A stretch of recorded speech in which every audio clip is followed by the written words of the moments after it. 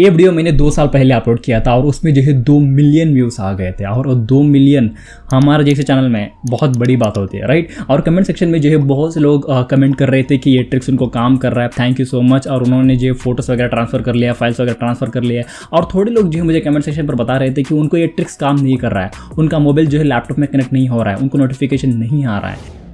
But मैंने उसको एकदम सीरियसली नहीं लिया था। तो रिसेंटली मैं मेरे यूट्यूब के एनालिटिक्स पर चेक कर रहा था, तो वहाँ पर जो है मुझे यूट्यूब खुद रिकमेंड कर रहा था कि इस टॉपिक पर वीडियो बनाओ। बहुत से लोग जो है अभी भी तुम्हारे चैनल के ऊपर इसके बारे में कंटेंट सर्च कर रहे हैं। वो था फोटोज़ को मोबाइल से लैपटॉप में ट्रांसफर करना। देखिए, अगर मैं आपको सेम चीज़ बताऊंगा जैसे मैंने पहले मेरे वीडियो में बता दिया था, तो आप जो है सेम चैलेंजेस फेस करेंगे, मतलब कनेक्ट ना होना या नोटिफिकेशन नहीं आ रहा है, ये सब चैलेंजेस आप फेस करेंगे, राइट। तो मैंने यहाँ पर जो है खुद को मैंने चैलेंज ये ले लिया कि मैं रैंडमली 4 लोगों के मोबाइल जो है मेरे लैपटॉप को कनेक्ट करूंगा और उनका डेटा जो है ट्रांसफर करके शो करूंगा। देखिए, डेटा ट्रांसफर करना कोई बड़ी बात नहीं है। डेटा ट्रांसफर जो है चुटकियों का काम है। यहाँ पर सबसे मेन इंपॉर्टेंट है आपका लैपटॉप जो है मोबाइल को कनेक्ट करना। अगर आप वहां पर पास हो गए तो बाकी के जो भी चीजें हैं ना ट्रांसफर करने का, वो बहुत ही आसान, बोलते बहुत ही आसान है।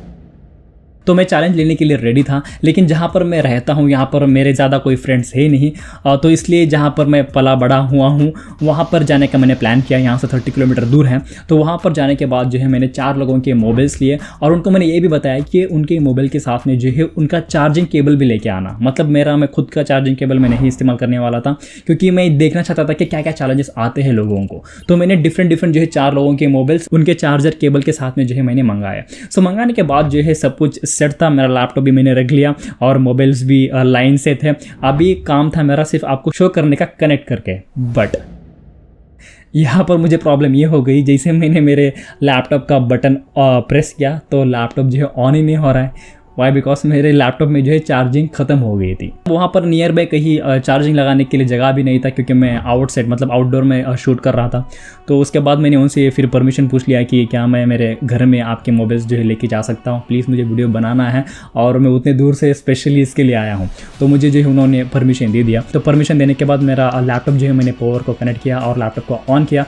यहाँ पर मैंने एक USB हब का इस्तेमाल किया था, क्योंकि मेरे पास जो है 4 अलग अलग मोबाइल्स थे और मेरे लैपटॉप में जो है सिर्फ 3 USB पोर्ट्स थे, राइट। और मुझे मेरा वाईफाई माउस भी कनेक्ट करने का था, राइट। तो इसलिए जो है मैंने यहाँ पर USB हब का इस्तेमाल किया था। आप ये मत समझ लेना कि USB हब में ही ये काम करता है, ऐसा मत थिंक कर लेना। मतलब मेरे लैपटॉप में जो है पोर्ट्स ज़्यादा नहीं थे, इस वजह से जो है मैंने यहाँ पर USB हब का इस्तेमाल किया था। तो उसके बाद जो है मैं मोबाइल कनेक्ट करने के लिए रेडी था। और देखिए, मैंने यहाँ पर जो है अलग अलग मोबाइल इस्तेमाल किए थे। 2 जो है रेडमी के थे, एक जो है वीवो का था और एक जो है रियलमी का कुछ था। ओके, डिफरेंट मॉडल नंबर थे। तो फर्स्ट मैंने जो है मोबाइल कनेक्ट किया था वो था रेडमी मोबाइल था। तो उसको जो है मैंने सबसे पहले मोबाइल को कनेक्ट किया, उसके बाद जो है लैपटॉप को मैंने USB पोर्ट को कनेक्ट किया। जैसे ही मैंने कनेक्ट किया, यहाँ पर ध्यान दे देना, मेरे डिस्प्ले के ऊपर ही जो है मुझे नोटिफिकेशन आ गया। ओके, मतलब फाइल ट्रांसफर करने के लिए। ये सब मोबाइल में नहीं होता है ऐसा डिस्प्ले के ऊपर डायरेक्टली नोटिफिकेशन आना। थोड़े मोबाइल में जो है आपको डिस्प्ले के ऊपर नोटिफिकेशन आ जाता है। तो यहाँ पर जो है इस मोबाइल में डायरेक्टली नोटिफिकेशन आ गया। तो मैंने यहाँ पर जो है डायरेक्टली फाइल ट्रांसफर के ऊपर सेलेक्ट कर दिया। जैसे मैंने सेलेक्ट किया तो मेरा मोबाइल जो है लैपटॉप को कनेक्ट हो गया। आप जिस पीसी के अंदर देख सकते हैं मोबाइल जो है वहाँ पर शो हो रहा है, राइट। तो ये मोबाइल जो है एकदम ईजिली जो है कनेक्ट हो गया। तो उसके बाद जो है मैंने मोबाइल कनेक्ट किया, वो था वीवो का मोबाइल था। वीवो मोबाइल को भी मैंने जो है सबसे पहले मोबाइल को कनेक्ट किया, उसके बाद जो है मैंने USB हब में कनेक्ट किया। जैसे ही मैंने USB हब में कनेक्ट किया, यहाँ पर आप ध्यान दे देना, यहाँ पर जो है डिस्प्ले के ऊपर डायरेक्टली पॉपअप नहीं आ गया। ओके, तो यहाँ पर जो है फाइल ट्रांसफर करने के लिए मुझे ऊपर नोटिफिकेशन बार के अंदर जाना पड़ा। वहाँ पर नोटिफिकेशन बार के अंदर जाने के बाद वहाँ पर शो हो रहा था कि चार्जिंग ओनली, लेकिन उसके डाउन साइड में जो है मुझे 2 ऑप्शन शो हो रहे थे, फाइल ट्रांसफर और जो है कैमरा का। तो जैसे ही मैंने फाइल ट्रांसफर को एनेबल किया तो मेरा मोबाइल जो है लैपटॉप को कनेक्ट हो गया। तो इस तरीके से जो है हर एक मोबाइल में आपको सेम तरीके से जो है कनेक्ट करने के लिए पॉपअप हो जाएगा, ऑप्शंस आ जाएंगे, ऐसा जरूरी नहीं है। और उसके बाद जो है मैंने 3rd मोबाइल कनेक्ट किया, वो था रेडमी का। जैसे ही मैंने कनेक्ट किया और मैंने स्क्रीन के ऊपर टैप किया तो आप देख सकते हैं इसका भी डायरेक्टली जो है स्क्रीन के ऊपर ही पॉपअप आ गया। तो यहाँ पर जो है मैंने डायरेक्टली फाइल ट्रांसफर सेलेक्ट किया। जैसे ही मैंने सेलेक्ट किया तो ये मोबाइल भी जो है मुझे डायरेक्टली कनेक्ट हो गया। लेकिन जो मैंने लास्ट मोबाइल कनेक्ट किया, यहाँ पर जो है मैंने चैलेंज फेस किया। ओके, जैसे ही मैंने मोबाइल को फर्स्ट कनेक्ट किया और उसके बाद जो है डायरेक्टली लैपटॉप को मैंने कनेक्ट किया, कनेक्ट करते ही जो है चार्जिंग ओनली आ रहा था, लेकिन ना ही मेरा मोबाइल कनेक्ट हो रहा था वहाँ पर, ना मुझे नोटिफिकेशन आ रहा था। ओके, ओनली चार्जिंग हो रहा था। तो ये प्रॉब्लम एक्चुअली मैं चाहता भी था कि मैं ये प्रॉब्लम फेस करूँ। उसके बाद जो है मैंने दूसरा केबल भी जो है दूसरे मोबाइल का जो ऑलरेडी वर्किंग में है उसका निकाल के भी मैंने कनेक्ट करके ट्राई किया कि ये वर्क हो रहा है या नहीं वर्क हो रहा है, क्योंकि केबल में भी जो है दो तरीके के होते हैं केबल्स। एक जो है डेटा ट्रांसफरेबल भी रहता है ऑप्शन और चार्जिंग का भी ऑप्शन रहता है, और थोड़े केबल रहते हैं उसमें जो है ओनली चार्जिंग का ऑप्शन रहता है। लेकिन यहाँ पर जो है मैंने दूसरा केबल कनेक्ट करने के बाद भी जो है ओनली चार्जिंग हो रहा था, डेटा ट्रांसफर का जो है ऑप्शन वहां पर नहीं आ रहा था। और मैंने फिर एक बार जो है क्रॉस चेक करने के लिए वो जो यूएसबी पोर्ट था उसको निकाल के जो है मैंने और एक बार यूएसबी हब में भी कनेक्ट करके चेक किया, लेकिन वैसे भी जो है कनेक्ट नहीं हो रहा था। तो इसका सॉल्यूशन क्या है? इसका सॉल्यूशन सिंपल है।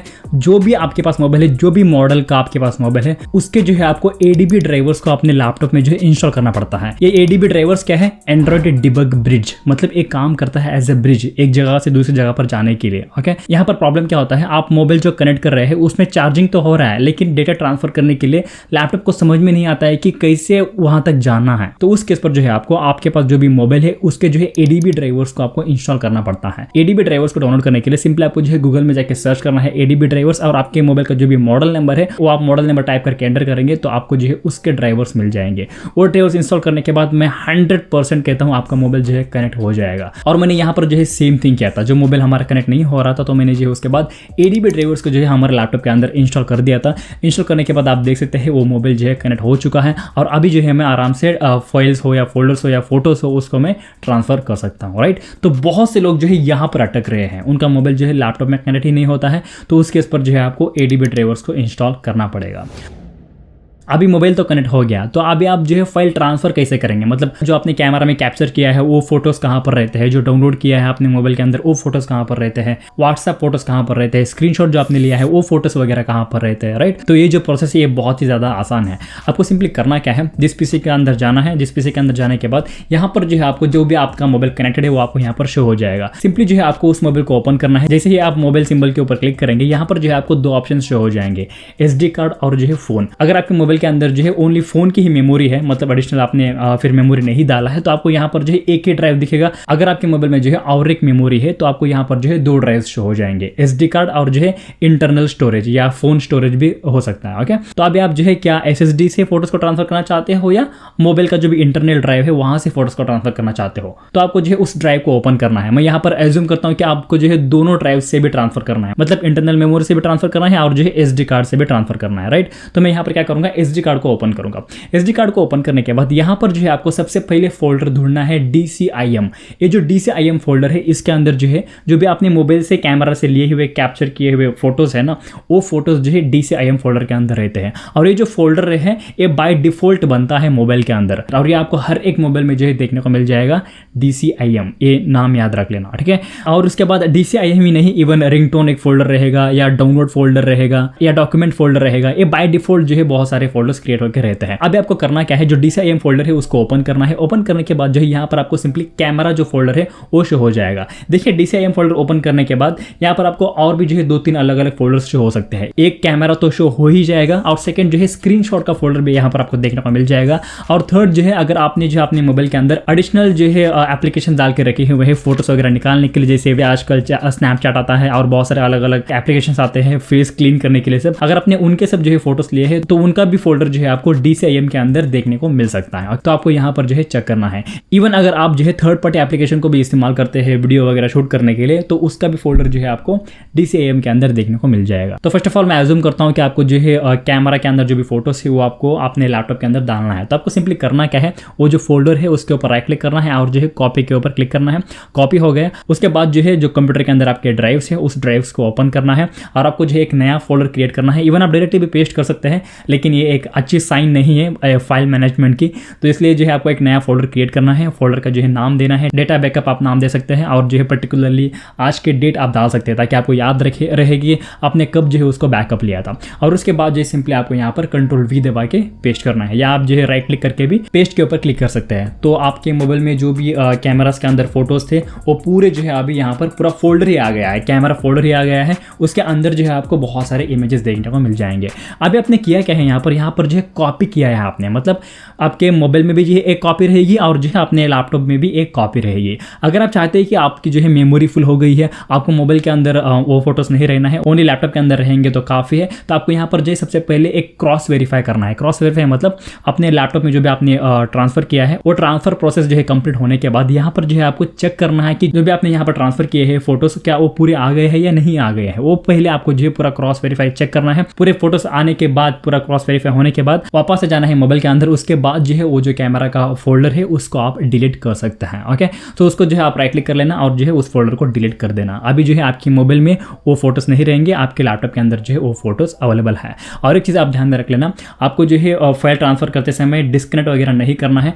अगर आप डिस्कनेक्ट करेंगे तो मे बी हो सकता है कि आपके फोटोज जो है लॉस्ट होने के चांसेस रहता है। तो इसलिए जो है प्रॉपरली केबल वगैरह कनेक्ट कर देना और आपका जो भी पोर्ट्स है वहाँ पर जो है लूज कनेक्शन नहीं रहना है, प्रॉपरली कनेक्ट रहना है। उसके बाद जो है आपका जो भी डेटा है वो ट्रांसफर कर लेना। आपको ये समझ में आ गया तो आप बाकी के जितना भी आपका डेटा है वो ट्रांसफर करने के लिए आपको डिफिकल्टी नहीं हो जाएगी, क्योंकि सेम प्रोसेस है। जैसे एग्जांपल मान लो कि आपके डाउनलोड्स के अंदर जो है बहुत सारे फोटोज है या बहुत सारे म्यूजिक्स हैं या बहुत सारे वीडियोस हैं, तो आपको उनको जो है यहाँ पर ट्रांसफर करना है। तो आपको सिंपली करना क्या है, डाउनलोड फोल्डर के ऊपर राइट क्लिक करना है, कॉपी करना है और जो है लैपटॉप के ड्राइव के अंदर आना है और जो भी आपने फोल्डर अभी क्रिएट किया है उसको ओपन करना है और यहाँ पर जो है Ctrl+V दबा के या राइट क्लिक करके जो है पेस्ट करना है। तो ईजिली है, राइट। अगर आप चाहते हैं कि आपने जो भी स्क्रीनशॉट्स वगैरह लिया है वो भी पूरे आपको यहाँ पर ट्रांसफर करना है, तो आपको क्या करना है, DCIM फोल्डर के अंदर स्क्रीनशॉट का एक फोल्डर रहेगा, उसके ऊपर राइट क्लिक करना है, कॉपी करना है और यहाँ पर आके जो है सिंपली आपको पेस्ट कर देना है। अगर आपको समझ में नहीं आ रहा है कि आपके जो भी इमेजेस है वो कहाँ पर है, कौन से फोल्डर्स के अंदर है, आपको लैपटॉप के अंदर नहीं मिल रहे हैं, तो एकदम ईजी सॉल्यूशन क्या है, अपना मोबाइल जो है उसको ओपन कर लेना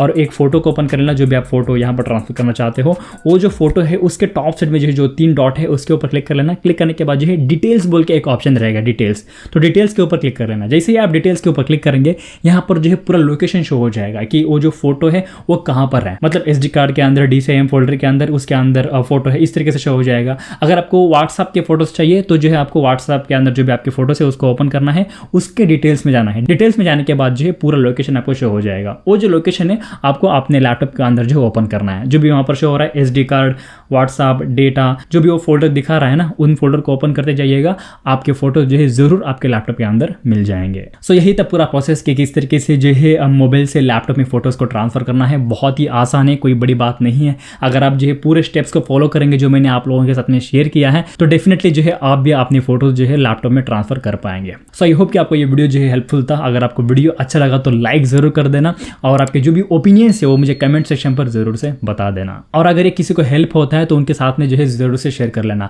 अगर आप जानना चाहते हैं कि किस तरीके से जो है USB हब को कनेक्ट करना है लैपटॉप में, तो आपको यहाँ पर वीडियो मिल जाएगा। इसके ऊपर क्लिक करके आप देख सकते हैं कि किस तरीके से जो है USB हब को कनेक्ट करना है। मिलता हूँ मैं आपको नेक्स्ट वीडियो पर, तब तक के लिए गुड बाय।